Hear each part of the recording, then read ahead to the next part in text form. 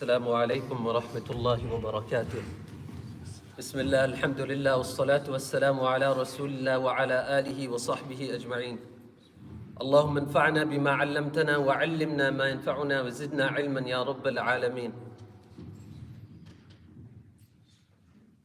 When we go through these traditions and holidays that we have in the year, for many of us, we don't know or we've not recognized what the actual history behind it is.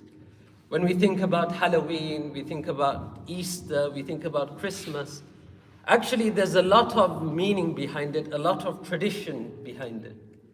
And I just want to give us a reminder about what Christmas is, where it comes from, where it originates from. Many of us, we think that this was the day of or the Christians, they believe that this was the birth of Jesus. They say that 25th of December.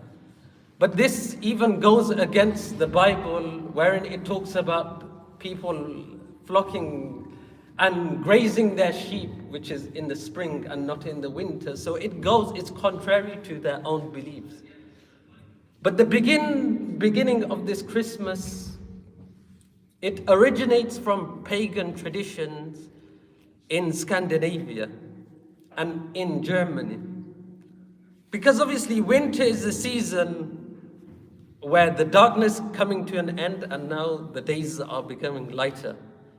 And so in Scandinavia, what they would do is they would gather wood and burn the wood in celebration for this. And in Germany, likewise, they believed in a spirit known as Odin. They believed in a spirit called Odin. They believed that this spirit would go around and on this day he would decree who was fortunate, who was unfortunate, who was going to live, who was going to die. And so they believed in the spirit, and actually the reason why we see, the fir tree that they have inside, in the home, the tree with the embellishment, they believed that this tree is a deterrent. So whoever had this tree in their home, the special tree, he wouldn't be able to come and afflict them. And so now this passed on, but actually in the 1600s, in Britain actually, there was a group of Christians, they were known as the Puritans. So what happened was the Christians, they decided, okay, we're going to join in on this 25th December and we will make it a day for Jesus. So they joined in.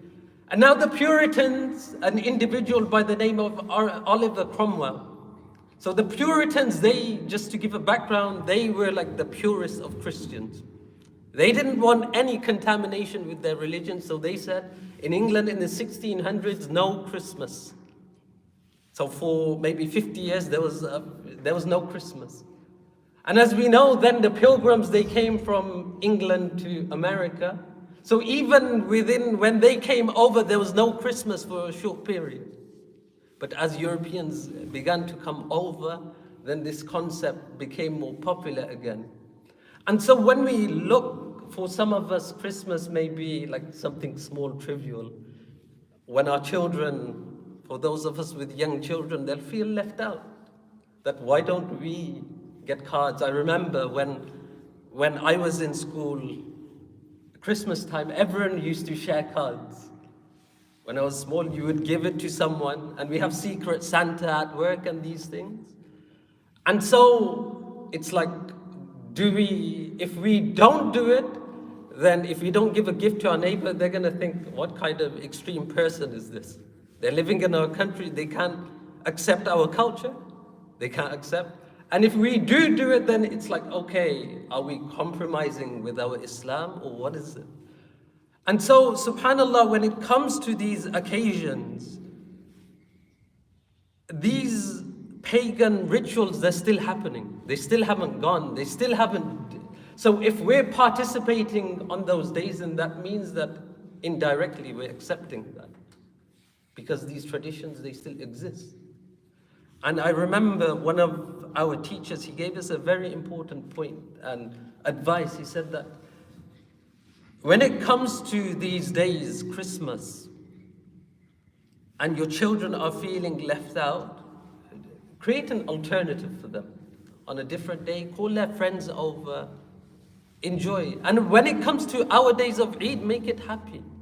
Why can't we put decorations in our home? Eid Mubarak, make it happy, give presents, make it exciting for children. Many of us, we don't have family here. So they don't understand the concept of family either. So at least within your own immediate family, make it something exciting. Go out your way for your children, your grandchildren, your nieces and nephews. And number two, when it comes to the non-Muslims, very important, our work colleagues, our neighbors, we don't give it on the day, but who says that Islam says no to giving gifts to our neighbors, whether Muslim or non-Muslim, our work colleagues? Like you giving one small gift to them maybe a day or two before, 1 or 2 days after, and you just saying, rather than you saying Merry Christmas, Happy Holidays, something generic, that could be your form of da'wah, and that could change their complete, psychology about Islam and about our religion, about us as people. So that's something that we need to do, that we don't kind of confirm on the day, but we share with, because it's their days and it's their days of celebration. Why can't we, show our appreciation and show our kindness? This is a form of da'wah. May Allah subhanahu wa ta'ala give us the true understanding. أقول قولي هذا أستغفر الله لي ولكم ولسائر المسلمين فاستغفروه إنه هو الغفور الرحيم. جزاكم الله خيرا.